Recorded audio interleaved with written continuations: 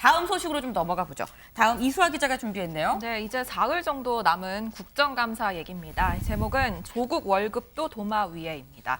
오늘 국회 교육위에서 서울대학교를 대상으로 국정감사를 진행하면서 이 조국 전 장관의 이름이 거론됐습니다. 이 조 전 장관이 받고 있는 월급 때문인데요. 네. 지난 2019년 10월에 장관직을 내려놓고 이 서울대에 복귀했는데 조 전 장관 뇌물수수 혐의로 재판에 넘겨지면서 다음에 직위가 해제됐습니다. 하지만 그 이후에도 수업은 하지 않았지만 올해 9월까지 모두 8,600여만 원 정도를 모두 월급으로 받았다는 거죠. 이런 문제가 여당에서 제기가 됐고요. 네. 그런데 뭐 이게 조 전 장관이 따로 특혜를 받은 건 아니고요. 이 직위 해제된 직원에게도 일부 급여를 지급해야 한다는 부분이 서울대 인사 규정 안에 있다고 합니다. 그래서 첫 3개월은 직위 해제 뒤에도 월급의 50% 그리고 네. 이후에는 30%를 지급하는 것으로 현재 규정상 돼 있습니다.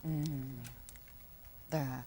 근데 지금 보니까 뭐 조민 씨 얘기도 또 나온 것 같아요, 강재묵 기자. 네, 조국 전 장관의 딸 조민 씨도 도마에 올랐습니다. 이 관련해서 오늘 국감에서 지적이 있었던 건데요.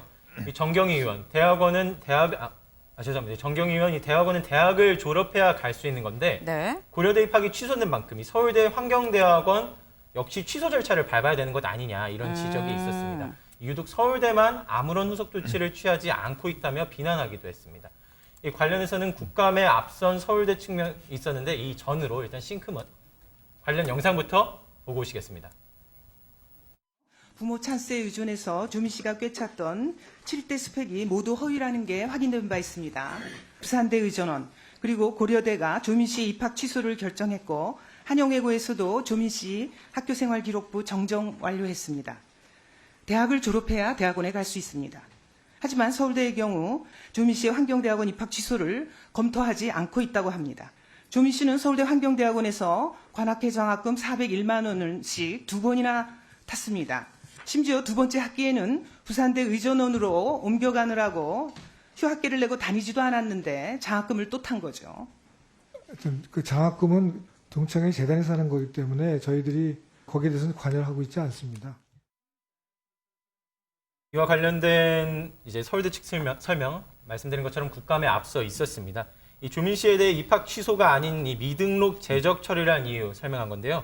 이 현재 학부 입학 허가 취소분에 대한 무효 확인 소송이 제기된 것으로 알고 있다며 네. 이 소송 결과와 관계없이 이 취소 처분을 할 경우에는 민사소송과 효력정지 등 이 가처분 신청까지 포함해서 소모적인 법적 분쟁이 추가로 발생할 우려가 있다. 네. 때문에 좀 더 보다 신중히 이 사안에 대해서 접근하고 있다라는 입장을 밝힌 바 있습니다.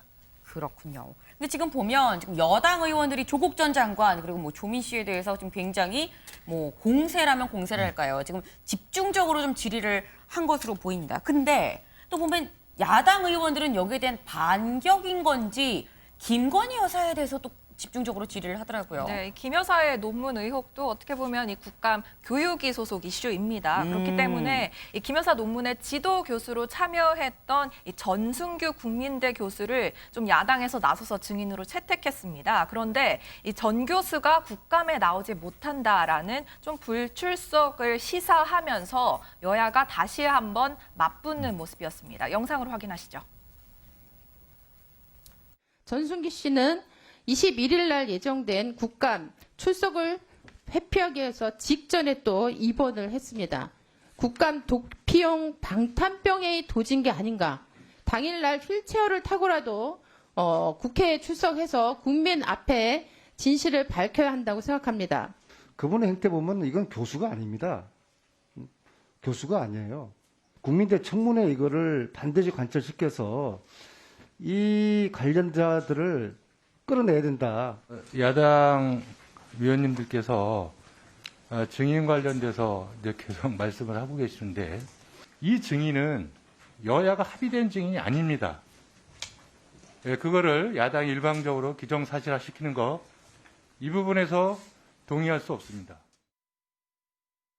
네, 그러니까 전 교수가 나올 수 없는 이유로 건강상의 이유를 들었다고 합니다. 척추 협착 수술을 받게 돼서 입원해 있다라고 얘기를 했는데 네. 이 야당에서는 이게 결국 출석 회피를 위한 목적이 아니냐라는 문제를 제기하고 있는 거죠. 그래서 네. 만약에 나오지 않는다면 좀 법적 조치를 취해야 한다라는 얘기까지 나왔는데 네. 이 여당 의원들은 애초에 국감 증임을 채택할 때 일방적으로 좀 야당에서 의결시켰다라고 말을 하고 있는 부분입니다.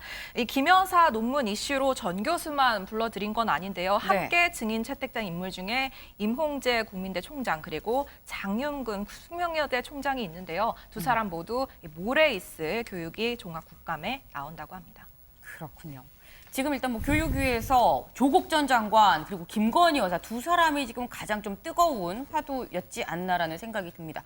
근데 김건희 여사의 소식은 사실 어제도 저희가 뭐 4개월 만에 공개 행보다라고 전해드렸었는데 조국 전 장관은 좀 오랜만입니다. 조국 전 장관 요즘 어떻게 지내요? 네, 조 전 장관도 사실 침묵으로 대부분 일관하고 있는 상황입니다. 네. 적어도 정경심 전 교수의 건강이 좋아질 때까지 치료를 위해서는 본인이 자주 해오던 SNS 활동도 중단하겠다라는 의사를 밝히면서 실제 좀 활동을 자제하고 있는 상태인데요. 다만 지난 11일에 출판사 유튜브를 통해서 모습을 공개한 바 있습니다. 영상 인터뷰였는데 여기서 나온 질문이 만약에 지난 2019년으로 돌아간다고 해도 같은 선택을 할 것이냐 뭐 이런 질문이 나왔습니다. 그러니까 같은 선택. 장관직을 받아들일 것이냐 뭐 이런 질문이었던 것 같은데 여기에 대해서 장관직을 본인은 고사할 것이다. 이런 멸문지화 상황이 벌어질 거라고는 그때는 차마 상상하지 못했다. 자책하고 자성한다라는 입장을 내놓기도 했습니다.